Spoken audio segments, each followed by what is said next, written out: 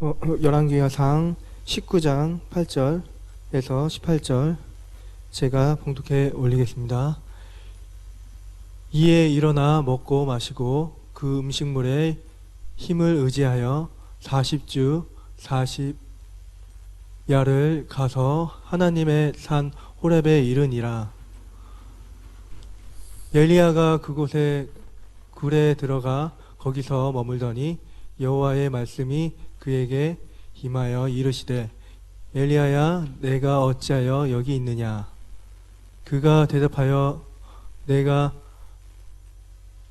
만군의 하나님 여호와께 열심히 유별하오니 이는 이스라엘 자손이 주의 언약을 버리고 주의 제단을 헐며 칼로 주의 선지자들을 죽였음이요 오직 나만 남았거늘 그들이 내 생명을 찾아 빼앗으려 하고 여호와께서 이르시되 너는 나가서 여호와 앞에서 산에 서라 하시더니 여호와께서 지나가시는데 여호와 앞에 크고 강한 바람이 산을 가르고 바위를 부수나 바람 가운데 여호와께서 계시지 아니하며 바람 후에 지진이 있으나 지진 가운데에도 여호와께서 계시지 아니하며 또 지진 후에 불이 있으나 불 가운데에서도 여호와께서 계시지 아니하더니 불 후에 세미한 소리가 있는지라.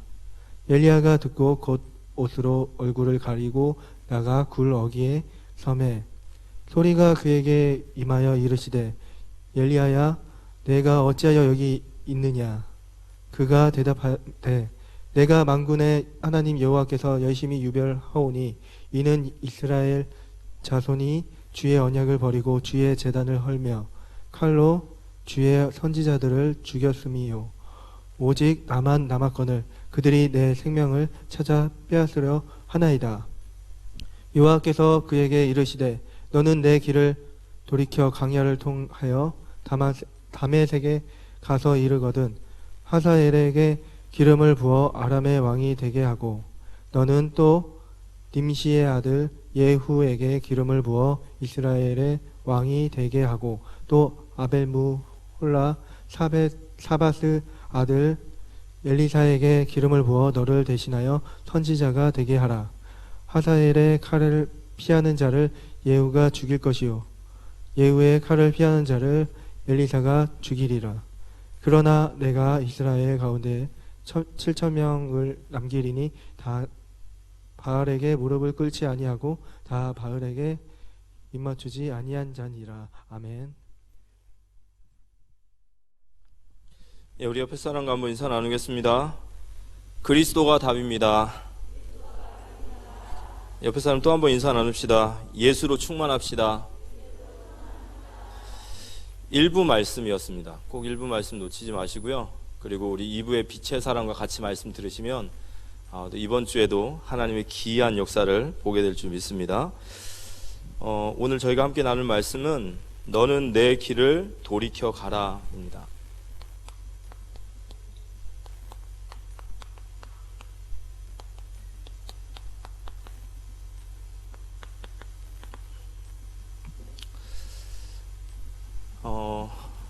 올 한 해 우리는 하나님의 새로운 시작이라는 말씀을 받았습니다. 그래서 보라 이전 것은 지나갔으니 새 것이 되었도다 이렇게 말씀하셨고 하나님 우리에게 새로운 시작이라는 말씀을 주셨습니다. 그리고 이번 주간에 우리는 그리스도가 답이다라는 말씀으로 히브리서 9장 22절 말씀으로 특별히 그리스도의 어떤 십자가의 언약에 대한 말씀을 1부 때 쭉 말씀을 주셨고요. 그리고 2부 말씀은 빛의 사람이란 말씀으로 우리 이 땅의 빛과 소금과 같이 하나님 세우신 또 말씀을 받았습니다. 올 한 해 동안 저희들이 항상 마음에 담아야 될 것은 하나님은 언제나 우리에게 새로운 시작을 하기 원하시는 거죠. 그래서 고린도 후서 5장 17절에 보라 이전 것은 지나갔으니 새 것이 되었도다. 이전 것은 다 지나갔으니 이제 새 것이 되었도다. 그러니까 하나님은 우리에게 새로운 시작을 약속하시고 또 이를 이뤄 가실 줄 믿으시기 바랍니다.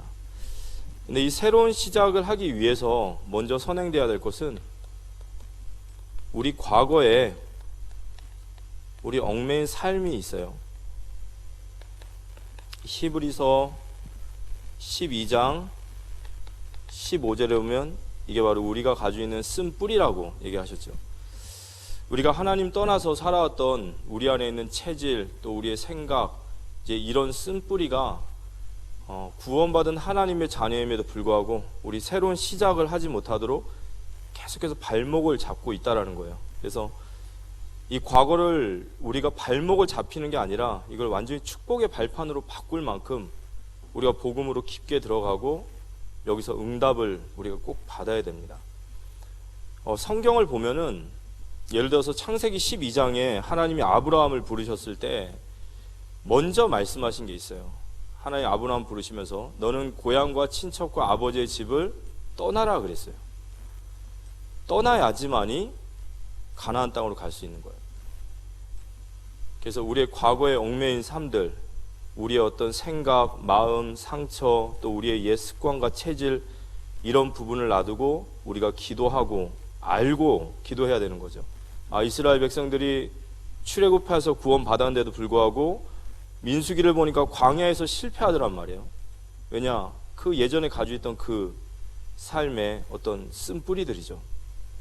그리고 어떻게 우리가 이 과거의 얽매인 삶들을 뿌리 뽑을 수 있냐라고 할 때 성경은 정확히 얘기해요. 언약궤를 따라가라는 거예요. 언약궤를 따라가라. 여호수아서 3장 3절에서 5절의 말씀을 보면은 백성에게 명령하여 이르되 너희는 레위 사람 제사장들이 너희 하나님 여호와의 언약궤 매는 것을 보거든 너희가 있는 곳을 떠나 그 뒤를 따르라. 그러나 너희와 그 사이 거리가 2,000 규빗쯤 되게 하고 그것에 가까이 하지 말라. 그리하면 너희가 행할 일을 알리니 너희가 이전에 이 길을 지나보지 못하였음이니라 하니라. 여호수아가 또 백성에게 이르되 너희는 자신을 성결하게 하라. 여호와께서 내일 너희 가운데 기이한 일을 행하시리라. 어떻게 우리가 과거의 얽매인 삶들, 우리 안에 아주 깊숙하게 뿌리내리는 이걸 뽑아낼 수 있냐? 언약궤를 따라가라는 거예요. 우리가 언약궤를 따라가면 너희가 기이한 일을 보리라 그랬습니다. 이 말씀을 꼭 붙잡으시고 계속해서 하나님의 말씀을 따라가는 우리 귀한 성도님들 되시기를 기도합니다. 자신을 성결하게 하라 이런 얘기 있죠. 이게 아까 여호수아에서 성결이 뭘까요? 성결이란 말은 거룩이란 말과 경건이란 말 다 포함된 말이지만 성결이란 말은 가장 중요한 것은 성결은 순결이라는 말과 좀 닮아요. 그 말은 다른 거 보지 말고 오직 예수 바라보라는 거예요. 언약궤를 따라가라. 어떻게 따라가야 되냐? 신랑은 신부만 봐야 돼요. 그죠? 신랑은 신부만 봐야 되고 신부는 신랑만 봐야 됩니다. 딴 데 보면 안 돼요. 우리의 신랑 대신 예수 그리스도만 붙잡고 가는 겁니다. 그게 하나님의 말씀입니다. 그래서 언약궤를 따라가면 그 속에서 우리의 과거의 얽매인 삶들이 뿌리 뽑혀지고 하나님의 새로운 시작이 시작될 줄 믿습니다. 다른 데서 헤매지 마십시오. 다른 데서 헤매면 안 돼요. 어디가 좋다니 저기가 좋다니 그거 진짜로 아닙니다. 그래서 이번 주간에 그런 말씀 붙잡고 갔으면 좋겠고요. 오늘 말씀의 주인공은 우리가 너무도 잘 아는 엘리야라는 선지자입니다. 엘리야는 이스라엘 백성에게 최고의 선지자입니다. 능력의 선지자고 그리고 하나님께는 이만큼 충성된 자가 없어요. 또 정말 위대한 선지자입니다. 그래서 마태복음 17장에 보면은 예수님이 변화산 사건에서 모세와 엘리야가 나타나죠. 그것은 구약의 대표적인 선지자가 바로 엘리야입니다. 근데 이제 오늘 저희가 열왕기하 상 19장의 말씀을 보면 이 엘리야가 로뎀나무 밑까지 가서 죽기를 구하는 장면이 나와요. 그리고 그곳에서 하나님께서 그를 40주야로 걷게 하셔서 하나님의 산 호렙에서 그를 회복시키는 장면이 나옵니다. 그래서 열왕기하상 19장 9절에 보면 엘리야가 호렙산까지 왔어요. 하나님이 겨우겨우 그를 달래고 위로하고 먹이고 해서 호렙산까지 왔습니다. 근데 호렙산까지 왔는데 또 어디 있냐면 성경을 보면 굴 속에 있는 엘리야예요. 열왕기하상 19장 9절. 엘리야가 그곳에 굴에 들어가 거기서 머물더니 여호와의 말씀이 그에게 임하여 이르시되 엘리야야 내가 어찌하여 여기 있느냐.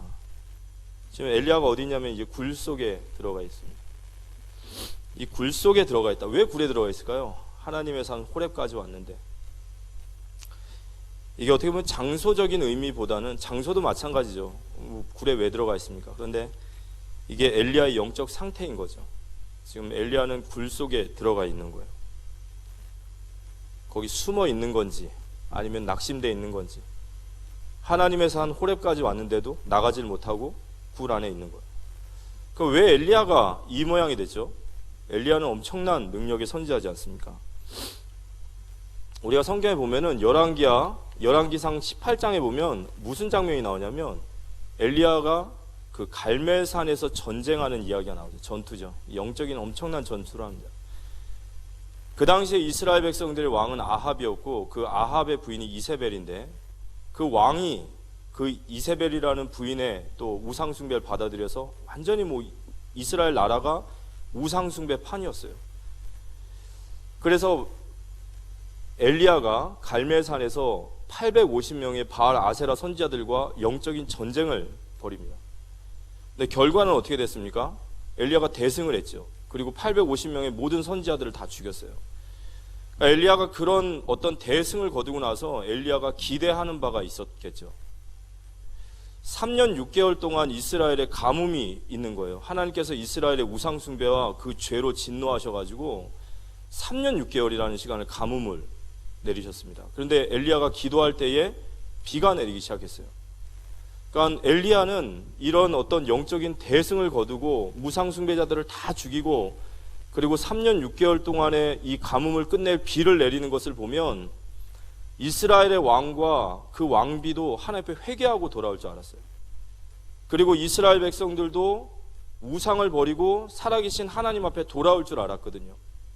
그게 이제 엘리야의 기대였던 거예요. 내가 이렇게 했을 때 하나님 이렇게 하실 거라는 기대죠. 근데 이제 그 일을 하고 나서 그들은 사실 정반대로 더 강팍해진 거예요. 더 강팍해져서 이세벨이라고 하는 그 여자가, 이제 그 왕비가, 내가 이 엘리야를 죽이지 않으면 내가 신들의 벌 위에 벌을 받기를 원한다 하면서 엘리야를 이제 완전히 죽이려고 하는 거죠. 그래서 엘리야가 자신의 생명을 보존하려고 도망을 갑니다.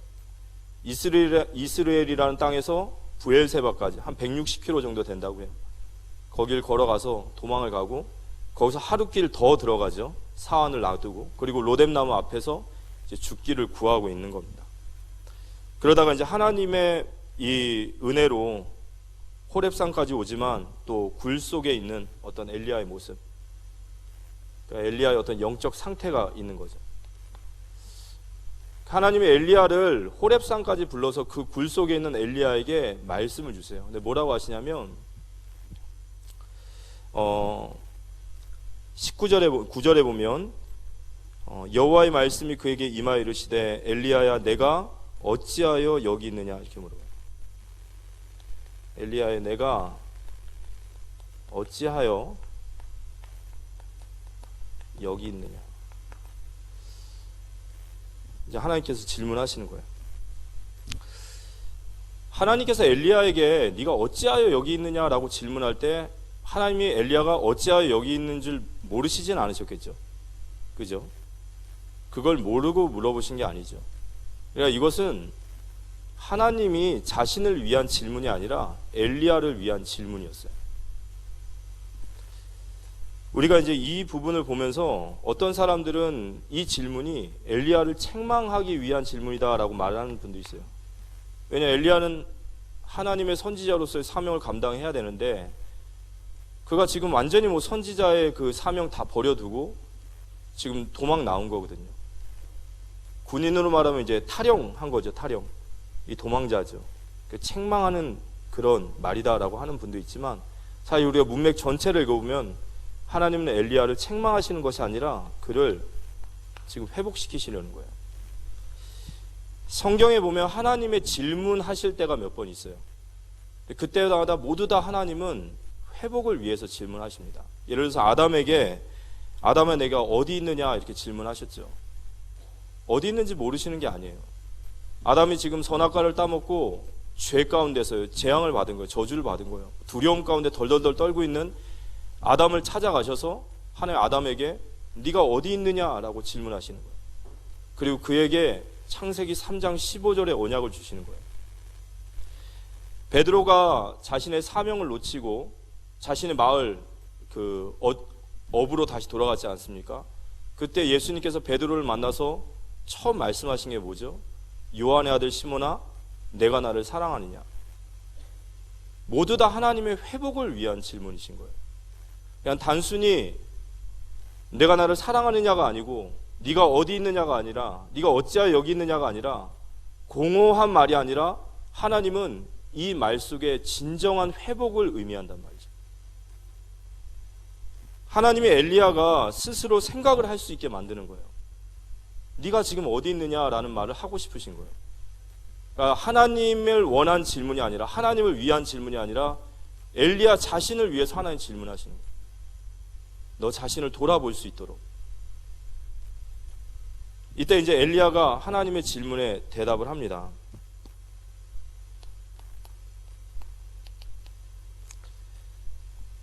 19장 10절에 보면 그가 대답하되 내가 만군의 하나님 여호와께 열심히 유별하오니 이는 이스라엘 자손이 주의 언약을 버리고 주의 제단을 헐며 칼로 주의 선지자들을 죽였음이 오며 오직 나만 남았거늘 그들이 내 생명을 찾아 빼앗으려 하나이다. 그리고 열왕기하 상 19장 13절 14절에 보면 똑같은 질문을 해요. 호렙산에선 엘리야에게 내가 어찌하여 여기 있느냐라고 말할 때 똑같은 대답을 합니다. 그가 대답하되 내가 만군의 하나님 여호와께 열심히 유별하오니 이는 이스라엘의 자손이 주의 언약을 버리고 주의 제단을 헐며 칼로 주의 선지자를 죽였으며 오직 나만 남았거늘 그들이 내 생명을 찾아 빼앗으려 하나이다. 엘리야가 말하는 거예요. 오직 나만 남았거늘. 우리가 이 대답에서 엘리야의 깊은 심정을 좀 이게 알 수 있는 겁니다.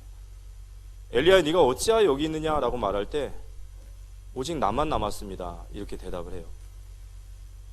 내가 하나님 앞에 열심으로 유별하여 하나님을 섬겼고 이스라엘 모든 백성들은 한 사람도 하나님 앞에 서지 않았지만 저는 하나님 앞에 이렇게 충성된 자였고 저는 이렇게 열심으로 하나님을 섬겼습니다. 근데 이제는 그들이 주의 선지자들도 죽이고 하나님도 버리고 이제 나까지도 죽이려고 합니다. 이제 나만 남았습니다. 이 얘기죠. 근데 사실은 이 엘리야의 대답 속에는 큰 착각이 있어요. 엘리야가 무슨 착각을 하고 있냐면요.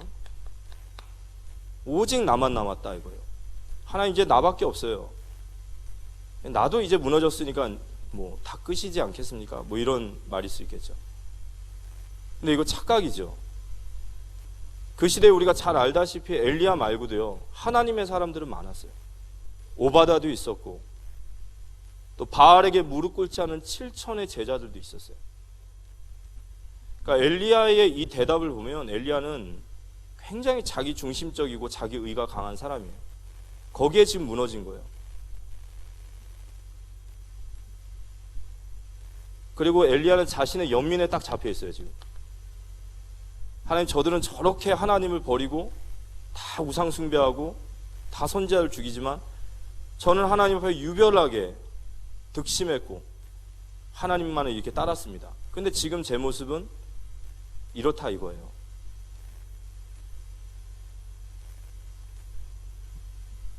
다 맞는 말이지만 정말 엘리야가 하나님께 열심도 있었고 모든 사람들이 하나님을 떠나서 있긴 있었지만 지금 엘리야는 자신의 연민에 잡혀 있는 거예요. 세상에서 자기가 제일 불쌍한 사람이고 세상에서 자기가 가장 불행한 사람이고 세상에서 자기가 가장 억울한 사람인 거예요. 하나님, 내가 그렇게 열심히 득심히 하나님 따랐는데 결국 제가 이렇게 됐어요. 이 말 속에는 하나님을 향한 원망이 가득 차 있죠. 하나님에 대한 원망. 하나님, 결국 저에게 남은 건 이거밖에 없지 않습니까? 엘리야 말 속에 있는 게 있는 거예요. 하나님, 내가 이렇게 충성했는데 남들은 다 하나님 떠났는데 저는 그래도 하나님 끝까지 하나님 섬겼는데 결국 제 꼴이 이게 뭡니까? 로뎀나무 밑에서 죽기를 구하고 호렙산의 굴에 숨어져서 비참한 거죠.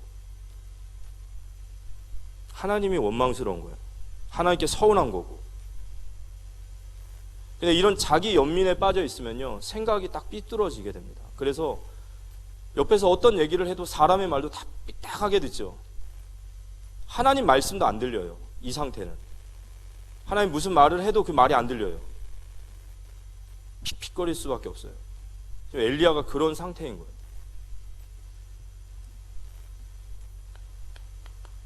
엘리야는요, 진짜 심한 영적인 기억 상실증이에요.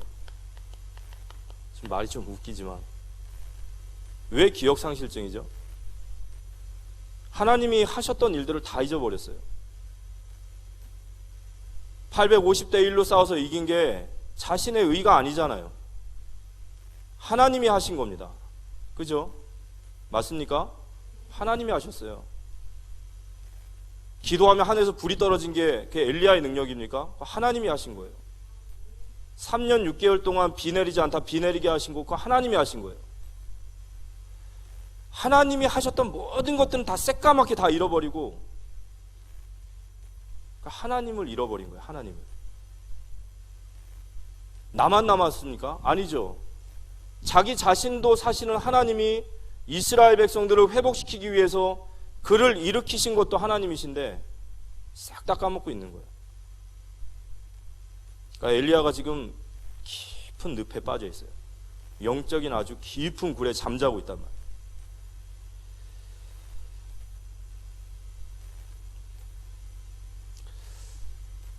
사역을 하다 보면 신자분들과 이제 사역을 하다 보면요, 사실은 어찌 보면은 이제 말씀을 전하는 사람의 능력이라고 생각하지만 사실 그건 아니에요. 말씀을 전하는 사람이 아무리 능력이 있어도 그 마음이 닫혀버린 사람은요, 진짜 그 속에 절망이 보여집니다. 그러니까 결국에 그 사람의 마음 속에 있는 하나님의 역사를 의지할 수밖에 없는 거예요.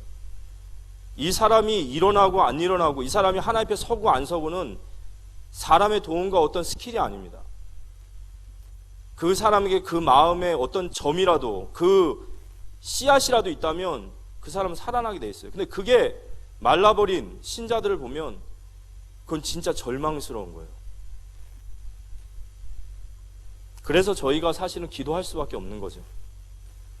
지금 엘리야의 이러한 영적 상태는 이 로뎀나무에서 죽기까지 지금 날 죽여주십시오 이거예요. 하나님 날 차라리 죽여주십시오. 위대한 선지자가 이렇게 된 거예요. 그래서 이 굴 속에 이제 깊은 은둔에 있던 엘리야에게 하나님의 말씀이 임하였어요. 저는 이 엘리야 이 열왕기하 상 19장을 보면서 하나님 정말 끈질기게 엘리야를 찾아오세요. 그래서 우리는 그 하나님을 믿을 수 있는 줄 믿습니다. 하나님 끈질기게 엘리야를 찾아오시는 거예요. 그래서 그 엘리야에게 말씀하십니다. 너는 내 길을 돌이켜 가라, 이렇게 얘기하죠. 열왕기하 19장 11절 12절에 보면 여호와께서 이르시되 너는 나가서 여호와 앞에서 산에 서라. 이 말은 무슨 말이죠? 너는 이제 이 굴에 나가서 여호와 하나님 앞에 서라, 이 얘기예요. 여호와 앞에 서라. 여호와께서 지나가시는데 여호와 앞에 크고 강한 바람이 산을 가르고 바위를 부수나 바람 가운데 여호와께서 계시지 아니하며 바람 후에 지진이 있으나 지진 가운데도 여호와께서 계시지 아니하며 또 지진 후에 불이 있으나 불 가운데도 여호와께서 계시지 아니하시더니 불 후에 세미한 소리가 있는지라. 하나님께서 이 굴 속에 있는 이 깊은 수렁 속에 있는 엘리야를 찾아오셔서 말씀하십니다. 뭐라고 말씀하시냐면 너는 여호와 하나님 앞에 서라, 이거예요. 하나님의 회복의 열쇠인 줄 믿으시기 바랍니다. 말씀이 들려지시면요, 하나님 앞에 서야 되는 거예요. 하나님 앞에 설 때 회복되어집니다. 그때 하나님께서 엘리야에게 바람을 보여주시는 거예요. 엄청난 바람을 하나님 보여주시는 거예요. 이 성경에서 바람이라는 것은 하나님의 현현과 같아요. 예를 들어서 홍해를 마르시는 하나님, 어떤 요단강의 강 밑바닥을 말리시는 하나님, 이건 전부 다 하나님의 역사십니다. 지진도 보여주세요. 이것도 하나님의 역사예요. 그리고 불도 보여주셨어요. 이 모든 것이 하나님의 현현의 모습이지만 성경을 보니까 그 바람 가운데서도 여호와는 계시지 않고, 지진 가운데서 계시지 않고, 불 가운데도 계시지 않는 거예요. 큰 광경이지 않습니까? 그죠? 어떤 큰 기적 같은 역사들이에요. 근데 여기 하나님이 안 계시는 거예요. 우리가 이런 거 보면 하나님 믿어질 것 같죠? 신자들이 보통 이래요. 우리가 하나님의 어떤 큰 기적이나 큰 역사나 어떤 뭐 그런 것들을 보면 우리가 변화될 거라고 생각하지만 여기엔 여호와께서 계시지 않는다. 무슨 말이냐? 변화되지 않습니다. 이런 광경을 보고도 그 마음과 사람이 변화되지 않아요. 이스라엘 백성들이 홍해가 갈라지는 것을 봤어요. 근데 그들은 하나님 앞에 변화가 되질 않습니다. 반석에서 물이 터지는 걸 봤습니다. 근데 그게 변화를 일으키지 못해요. 여호와께서 계시지 아니하시니라. 이 모든 장면이 지나고 나서 세미한 소리가 들리기 시작했대요. 세미한 소리. 불 후에 세미한 소리가 있는지라. 근데 이 세미한 소리가 엘리야를 굴 밖으로 끄집어내요. 저와 여러분이 하나님 앞에 이 세미한 음성을 들을 수 있는 은혜가 임하기를 기도합니다. 이 세미한 소리가 뭘까요?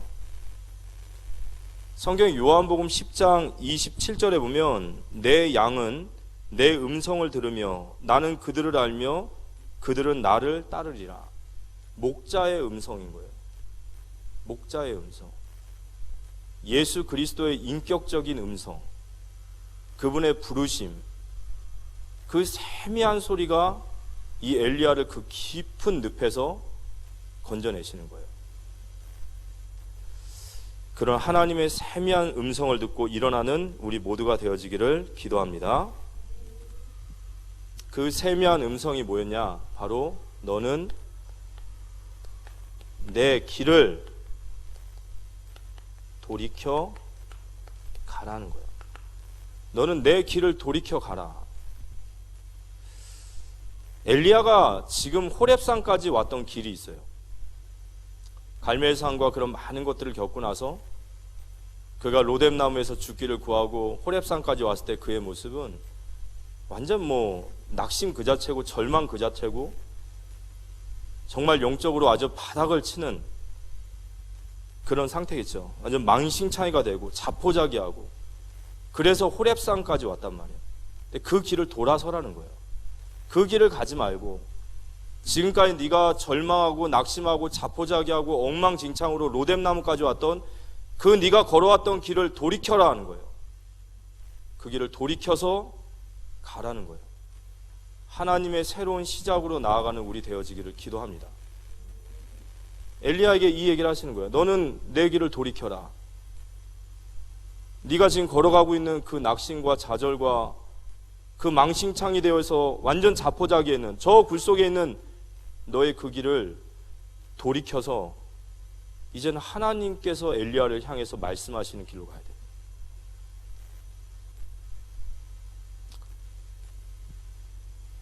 그리고 하나님이 엘리야에게 다시 말씀하십니다. 하사엘을 세우고 예후를 세우고 엘리사를 세워라. 하나님께서 엘리야를 회복시키셨어요. 그리고 엘리야에게 새로운 시작과 엘리야의 남은 사명을 감당하게 하신 거예요. 하나님께서 엘리야를 회복시키신 이유는 그에게 새로운 시작을 여시기 위함입니다. 그 새로운 시작은 뭐냐? 남은 사명이에요.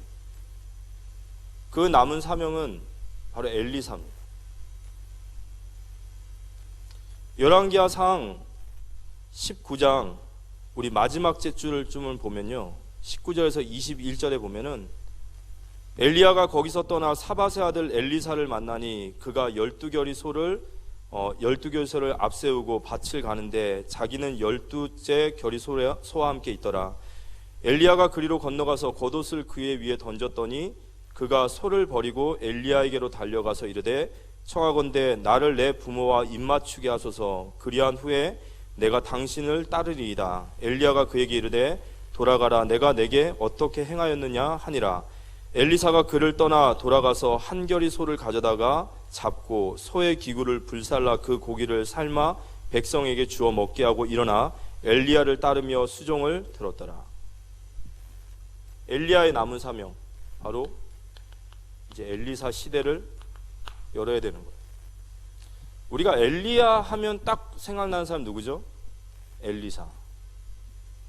하나님께서 엘리야를 회복시키셨어요. 그의 가는 길을 돌이키셔서 하나님께서 그에게 남은 사명을 감당하게 하셨습니다. 이 응답과 축복이 우리 모두에게 일어나기를 기도합니다.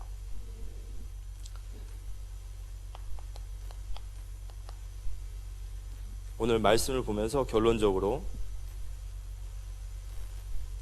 회복의 길은 이 하나님 앞에 서라는 거예요. 야고보서 5장 17절에 야고보 사도가 엘리야에 대한 재미있는 얘기를 합니다. 엘리야는 우리와 성전이 같은 사람이로되 그가 비가 오지 않기를 간절히 기도한즉 3년 6개월 동안 땅에 비가 오지 아니하고 엘리야는 우리와 성정이 같은 사람이로되. 엘리야도 낙심하고 좌절하고 넘어지고 죽기를 구하고 우리와 성정이 같은 사람이에요. 그렇지만 엘리야가 지금 열왕기하상 19장에 이런 초라한 모습으로 있지만 그는 정말 위대한 선지자입니다.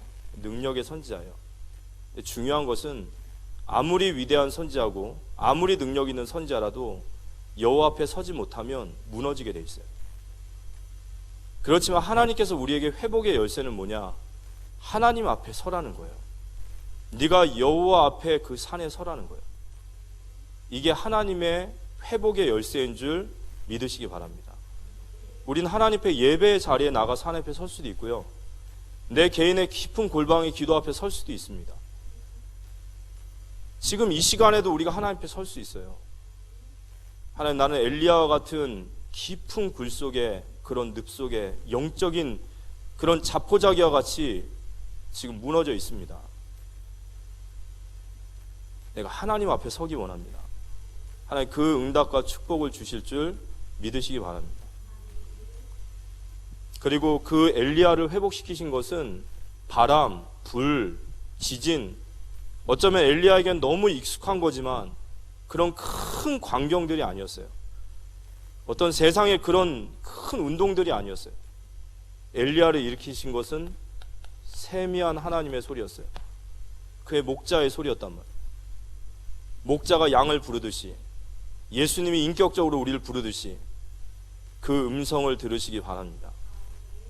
그 음성을 들으면 일어나게 돼 있어요. 저 깊은 늪에서 나오게 돼 있단 말이에요.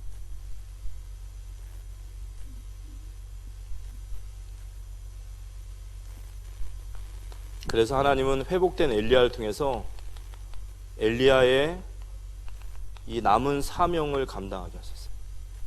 남은 사명. 그게 바로 이제 엘리사를 세우는 거예요.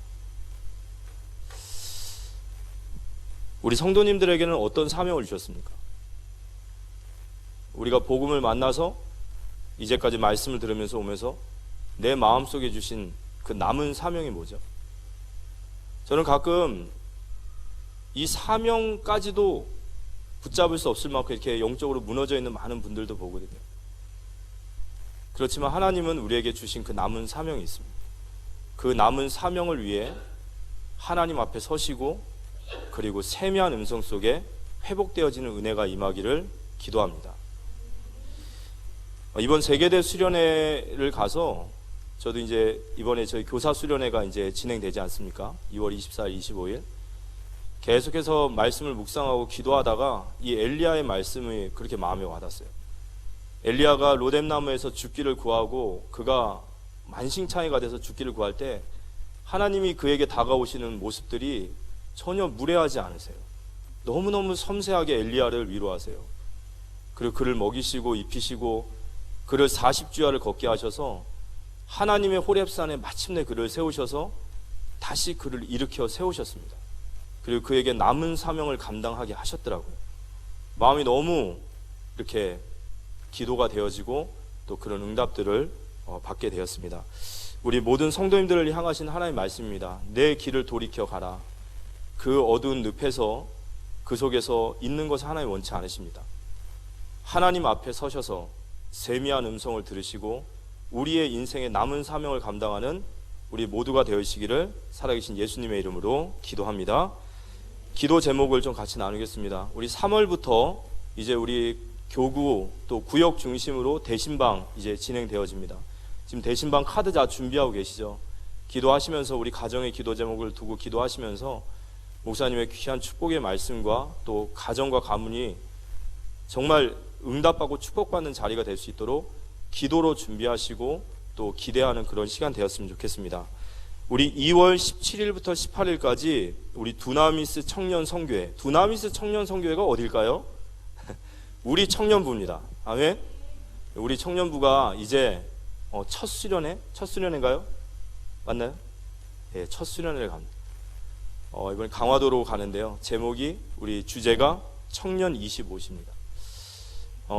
우리 청년들을 위해서 정말 많이 기도해 주시고 많이 또 후원해 주시고 그래서 우리 청년들이 이번 수련회를 통해서 25시의 축복을 받고 우리 교회의 정말 허리와 같은 역할, 우리 교회 앞으로 미래 중직자로서 세워줄 수 있도록 마음 담고 기도해 주시기 바랍니다.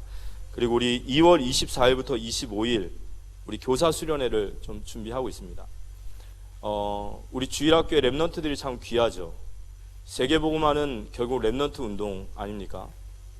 근데 이 랩런트, 교사가 없는 랩런트 운동은 없습니다. 교사가 없는 랩런트 운동은 없어요. 우리 교사분들이 얼마나 중요한 사명을 감당해야 될 분인 것을 아셔야 됩니다. 그래서 이번 교사 수련회에 하나님 앞에 서는 시간이 될 수 있도록 또 하나님의 세미한 음성을 듣고 우리에게 주신 남은 사명, 이 언약의 바톤이 넘어가야죠.